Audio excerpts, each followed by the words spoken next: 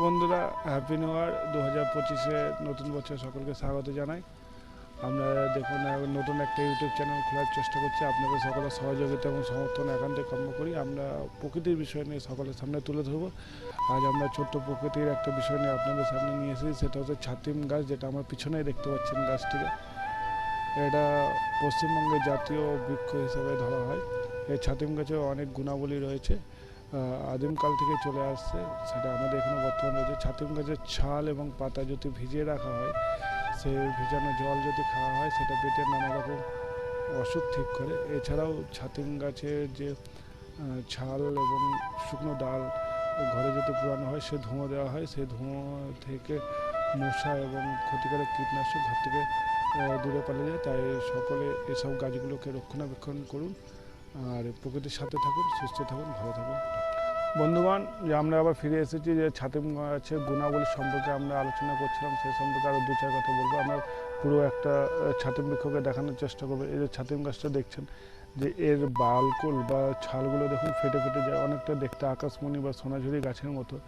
এই গাছগুলি দেখতে পাচ্ছেন যে ছোটো থেকে খুব শক্ত সামর্থ্যভাবে তৈরি হয় এবং এরকম একটু গুটি গুটি টাইপের গাছগুলো হয় এবং উপরটা দেখতে পাচ্ছেন যে ছাতা সদৃশ হয়, পুরো ছাতার মতো দেখতে।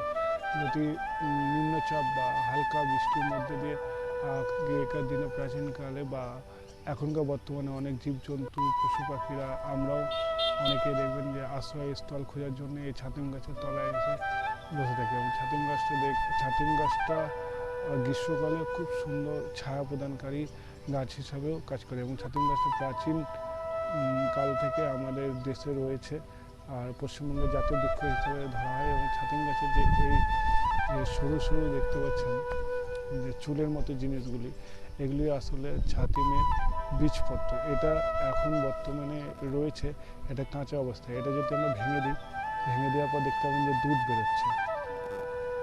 দুধ বেরোচ্ছে এবং এই দুধটা যদি আমাদের চোখে সরাস হয়ে যায়, তাই চোখের অনেক ক্ষতি করতে পারে। এটা আস্তে আস্তে শুকিয়ে যাবে এবং শুকিয়ে যাওয়ার পর এখানের মধ্যে বীজ থাকে, এই বীজটার মধ্যে তুলো থাকে। তুলো হাওয়াতে সংস্পর্শে হাওয়ার সাথেও নানান জায়গায় উড়ে গিয়ে সেটাই আবার নতুন বীজ অঙ্কুরোদ্গম সৃষ্টি হয়। তাই এসব গাছগুলিকে রক্ষা করুন, যাতে আমাদের প্রকৃতির পরিবেশ সুন্দর থাকে এবং আমরা যাতে সুন্দর থাকতে পারি। এরকম নানা রকম নতুনত্ব ভিডিও পাওয়ার জন্য আমাদের চ্যানেলের সাথে যুক্ত থাকুন। আমাদের চ্যানেলের নাম হচ্ছে ক্রাজি মাইন্ড। ধন্যবাদ, আবার দেখা হবে নতুন একটা ভিডিও।